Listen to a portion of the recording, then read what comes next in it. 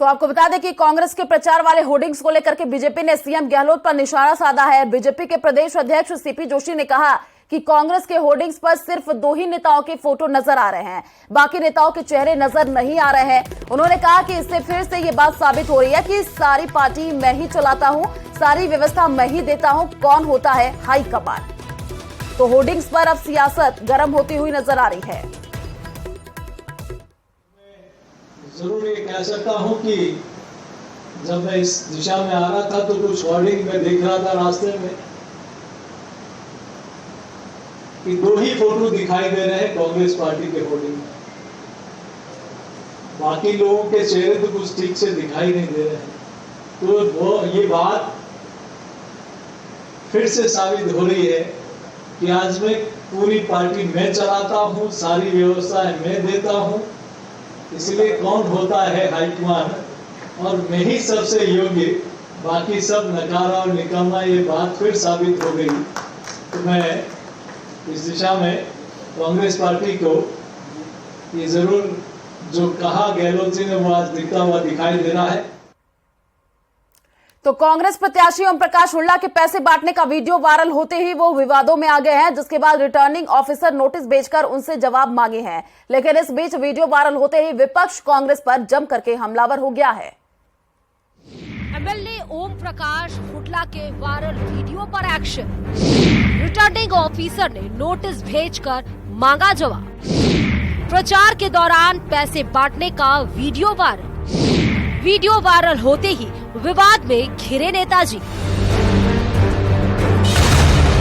ओम प्रकाश हुड्डा लोगों को पैसे बांटते हुए वीडियो में रिकॉर्ड हुए हैं, लेकिन चुनाव आयोग को इस मामले में सख्त कार्रवाई करनी चाहिए।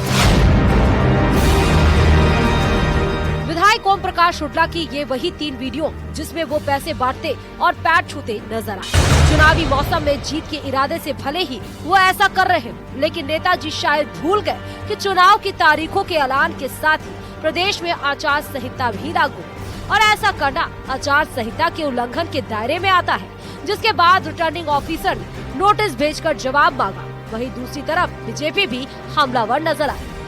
राजस्थान की जनता को 5 साल लूटने वाली कांग्रेस पार्टी और उसकी सरकार आज जब चुनाव में बुरी तरह हार रही है तो लोगों को पैसे के दम पर खरीदने की कोशिश कर रही है। कांग्रेस पार्टी के प्रत्याशी महुआ से ओम प्रकाश हुड्डा लोगों को पैसे बांटते हुए वीडियो में रिकॉर्ड हुए हैं। जो पैसा राजस्थान की जनता से लूटा, आज वोट लेने के लिए उसको बांटने की कोशिश कांग्रेस पार्टी के नेता आज कर रहे हैं। लेकिन चुनाव आयोग को इस मामले में सख्त कार्रवाई करनी चाहिए।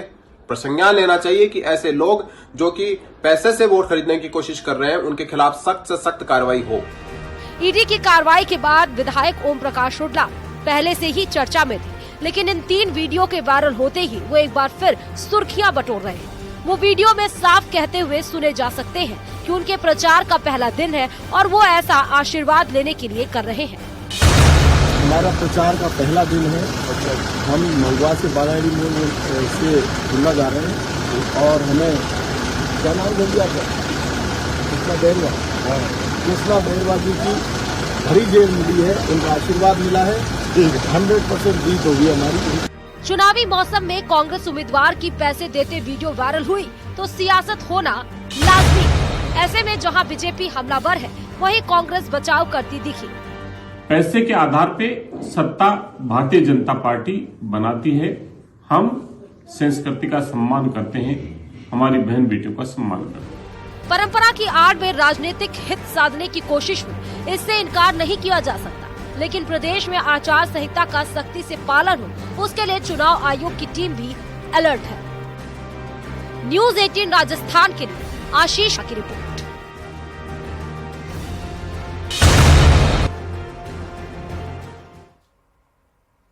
राजस्थान में सरकार किसकी बनेगी, इस सवाल का जवाब 3 दिसंबर को मिलेगा। लेकिन सियासतदान एडी चोटी का जोर लगा रहे हैं कि प्रदेश की जनता को अपने पाले में लाया जा सके। मुद्दे भले ही कोई भी हो, उनकी शुरुआत भी हमले से होती है और अंत भी इसी से होती है। सुशासन, सुरक्षा और विकास, इस एजेंडे के साथ हम यहाँ पर तीनों सीट जीतेंगे। क्या किया स्पेशल और क्या करेंगे, कोई योजना और प्लान उन्होंने नहीं। इस तरह से कांग्रेस पार्टी ने अपने कर्म किए हैं राजस्थान की मर्यादाओं को तार-तार कर दिया। राजस्थान की सियासत में इन दिनों बस यही ट्रेंड कर रहा है। नेता मीडिया के सामने आ रहे हैं, जनता को जागरूक कर रहे हैं, किसे चुनना है किसे नहीं इसकी सीख दे रहे हैं। वार पलटवार के इस सिलसिले में बीजेपी और कांग्रेस सबसे आगे नजर आ रही है। जहां बीजेपी कांग्रेस के शासनकाल की कलई खोलती है तो कांग्रेस बीजेपी के हमलों को झूठ का पुलंदा साबित करने की कोशिश करती है। जिस तरह से कांग्रेस पार्टी ने अपने कर्म किए हैं, न नारी की सुरक्षा कर पाए, न युवाओं के साथ न्याय कर पाए, न किसानों के साथ वादा निभा पाए और तुष्टीकरण की पराकाष्ठा कर दी, राजस्थान की मर्यादाओं को तार-तार कर दिया।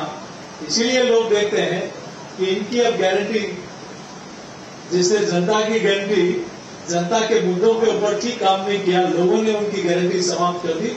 लोगों को विश्वास है मोदी जी पर, भारतीय जनता पार्टी। मुंह में गालियां भरकर गालियां देते हैं कांग्रेस के नेताओं को। पूरा राजस्थान जानना चाहता है बीजेपी के लोगों, सिर्फ कांग्रेस के नेताओं के ऊपर बयान देते हो, कांग्रेस को गालियां देते हो, कांग्रेस के लिए गलत शब्दों का प्रयोग करते हो, कांग्रेस के नेताओं पर आरोप लगाते हो। खुद का एक काम तो बताओ कि महंगाई, गरीबी, बेरोजगारी के लिए जिम्मेदार बीजेपी है, पेट्रोल डीजल की महंगाई के लिए जिम्मेदार बीजेपी है, पूरे देश में डॉलर के मुकाबले जो रुपया पिटा उसके लिए जिम्मेदार बीजेपी है। प्रेस कॉन्फ्रेंस कर दोनों ही दल एक दूसरे को आईना दिखा रहे हैं। जनता को मैसेज देने की कोशिश की जा रही है कि उनसे बेहतर कोई और नहीं है। बीजेपी कांग्रेस के 5 साल के कार्यकाल में खामियां निकाल रही है तो कांग्रेस बीजेपी के देश में फैली महंगाई के लिए जिम्मेदार ठहराती नजर आती है। बालोतरा पहुंचे सांसद संगमलाल गुप्ता यहां की तीनों विधानसभा जीतने का दावा कर रहे हैं। वो लगातार इस क्षेत्र में एक्टिव हैं। इनका आरोप है कि जनता कांग्रेस के कार्यकाल से ऊब गई है और इस बार बीजेपी की सरकार प्रदेश में आने वाली है। इनका तो पूरा इतिहास रहा है, आप इतिहास उनका उठाकर देख लीजिए कि कांग्रेस ने इस देश में 60 साल राज किया है। कोयले घोटाला से लेके 2G घोटाला से लेके घोटाले का बिल्कुल एक किताब लिखी जा सकती है कांग्रेस के लोग को लेकर। तो जिसका खुद का गिरेबान गंदा हो वो इस तरीके से बात नहीं कर सकता है। चुनावी चौपाल में छिटाकशी का दौर तब तक जारी रहेगा जब तक सत्ता की डोर किसी एक पार्टी के हाथ में नहीं आती है। अब बस देखना यह है कि नेताओं की जागरूकता का असर होता है और वो किसको सत्ता की बागडोर सौंपती है। Bureau report, news 18 Rajasthan.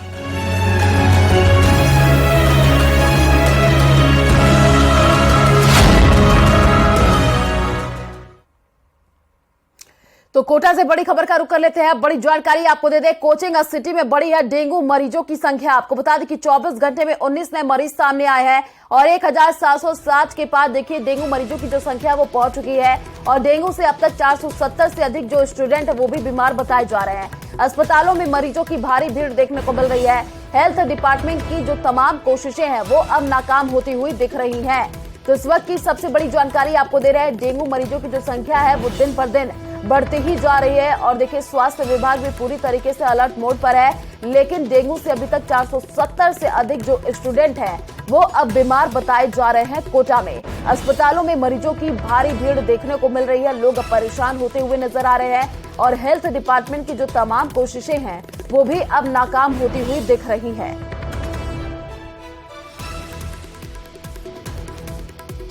ज्यादा जानकारी के लिए संवाददाता ओम प्रकाश हमारे साथ फोन लाइन पर जुड़ चुके हैं। ओम प्रकाश, 24 घंटे में 19 नए मरीज सामने आए हैं, ये चिंता का विषय है और कोटा में लगातार जो डेंगू के मरीज है वो बढ़ते ही जा रहे हैं, आंकड़ा बढ़ रहा है।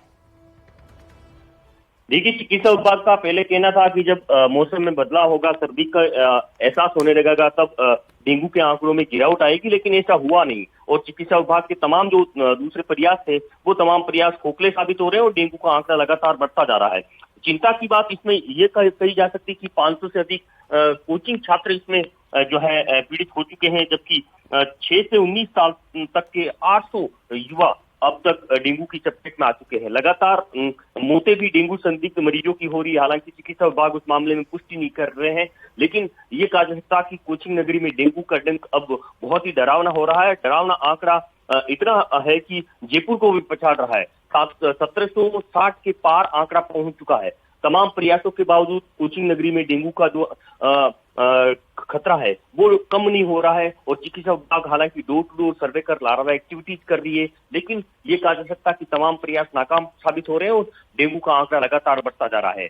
अब सबसे बड़ी बात है कि क्योंकि त्योहारी सीजन है, एक तरफ से आचार संहिता लगने के बाद कई जो कार्मिक, कई अधिकारी जो है जो चुनाव की ड्यूटी में भी लगे, ऐसे में चिकित्सा विभाग के सामने एक बड़ी चुनौती है इस डेंगू की रोकथाम के लिए, जो है एक बड़ी चुनौती है इसकी रोकथाम। बिल्कुल ओम प्रकाश, देखिए लगातार केसेस अब बढ़ रहे हैं जो कि चिंता का विषय भी बनता जा रहा है। आप नजर बना करके रखिए, आगे भी आपसे अपडेट लेंगे। फिलहाल शुक्रिया तमाम जानकारी साझा करने के लिए।